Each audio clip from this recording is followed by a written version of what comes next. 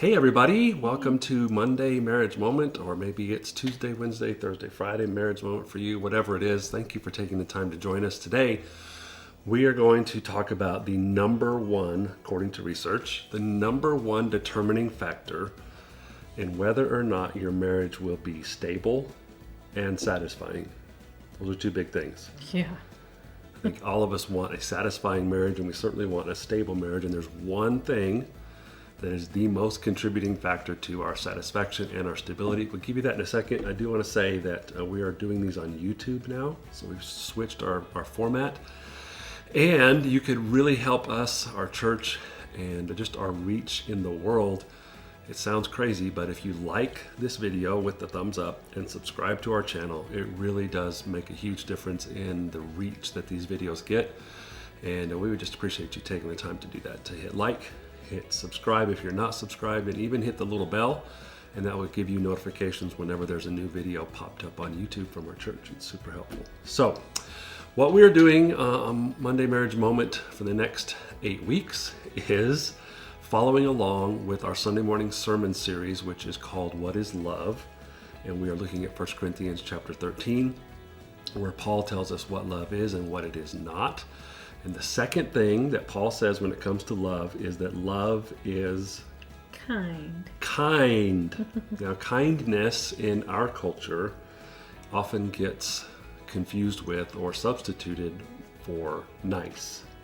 Just to be nice, kind of have a tender heart, be a nice person. But that's not what biblical kindness is. Kindness, according to Paul, is to provide what is most needed or most useful. And so what Paul is saying is that love provides for the person you love what is most needed in their life and is what is most useful in their life.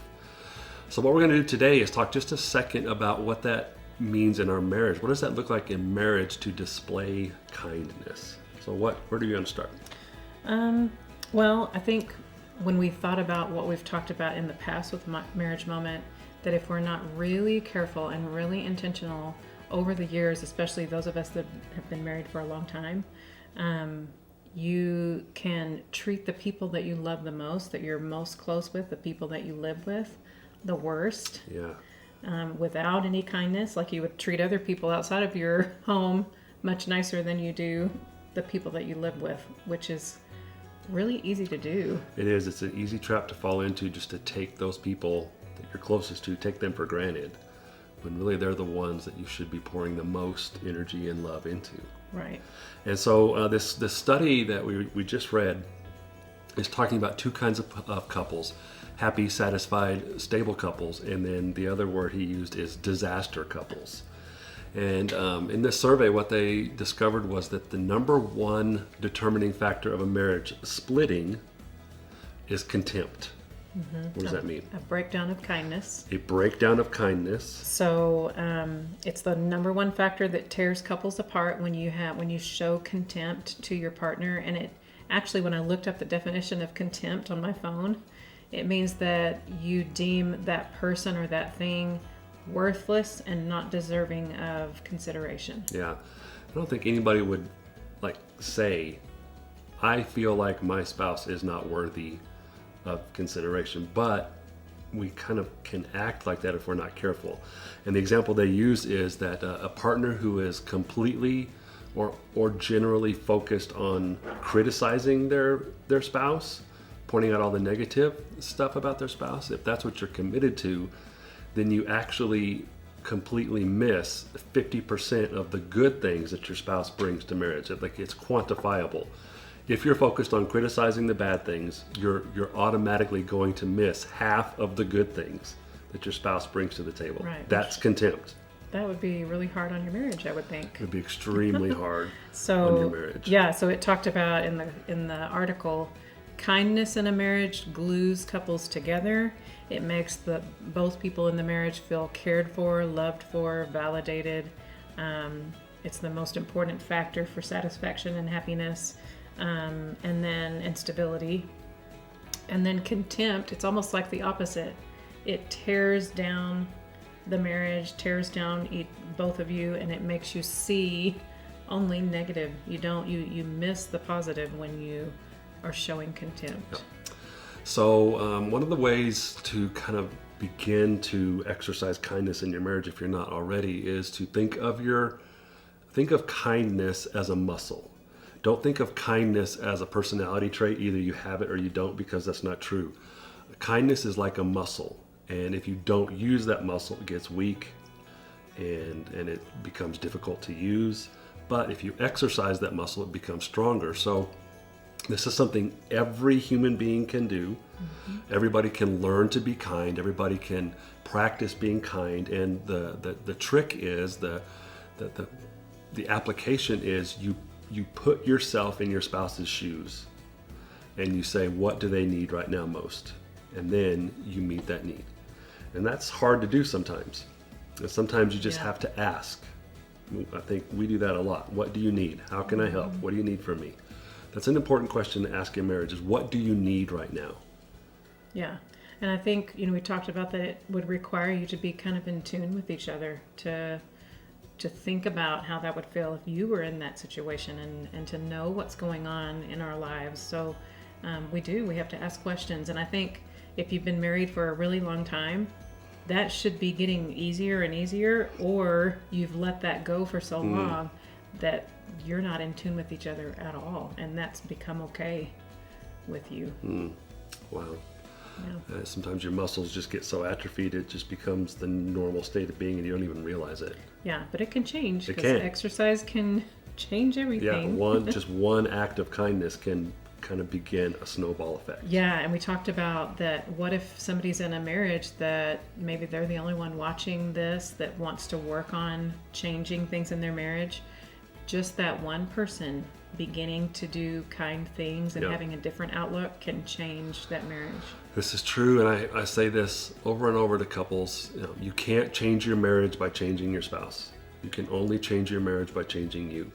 When you change you change the way your spouse has to relate to you. So if kindness is not a part of your marriage, you start putting yourself in their shoes, asking, what can I do to meet your needs? And that changes the dynamic of your marriage, and it will change your spouse, because they'll have to change the way they respond to you. Yeah. So this article gave 2 just practical things that you could do. It's nice to say all these things and to say to have a muscle and exercise your muscle. So here's 2 things you got to could do it. You have to actually do this. Yeah. Okay? So the hardest time to be kind, especially in your marriage, is when you're having an argument or a fight. Yep. And so you have to choose. If you've had some, if you have a lot of fights in your marriage, or you've had some issues, and you've not learned to fight well, if you can help yourself, just explain why you're hurt, instead of, if you've in the past thrown daggers at each other and brought up other things from the past that you're hurt about, to begin showing even kindness when you're arguing. Yeah, the author of that article said that the most difficult time to show kindness is during an argument, but the most critical time to show kindness is in an argument. It's in an argument. So that's a good place to start. Yeah. And the other thing that you can do, which we've talked about before in our other book that we did the study, is to be generous in believing the best about your partner's intentions. Mm-hmm. When something happens and you're hurt about it, or just anything happens in your marriage, you kind of have to make a decision each time if you're going to believe the best about that person, that they would never mean to hurt you, or they would not be late to something, to dinner or whatever, because they're having an affair or something's happening that would hurt you. You believe the best about them, and you're generous with that. Yeah, we're going to talk about that concept a little bit later in this study of what is love. But that's an important thing. It's an important component of kindness, to find the most generous explanation for your partner's behavior until you can't anymore. Yeah. It doesn't mean you just excuse bad behavior. You just overlook it. It means you look beyond it and you say, what is the cause of that? And you in your mind, before you have the argument, before you throw the dagger, before you send the mad text, you in your mind choose to find the most generous explanation for that behavior until you can figure it out. Because you love your Because that's what love spouse. does. Yeah. Love is kind. Yeah. Okay. Well, I don't know about you, but kindness is something that does not come naturally to me. I have to really work, and I think that's the whole point of these videos, is that marriage is work. You're not going to back into a good marriage. You're not going to accidentally have a great marriage. You're going to have to put in the work. Yeah. And one of the things we have to work on is being kind, providing for our spouse what they need most. Anything else? That's it. Okay. Hope you have a great week. We'll see you next week. Bye. Bye.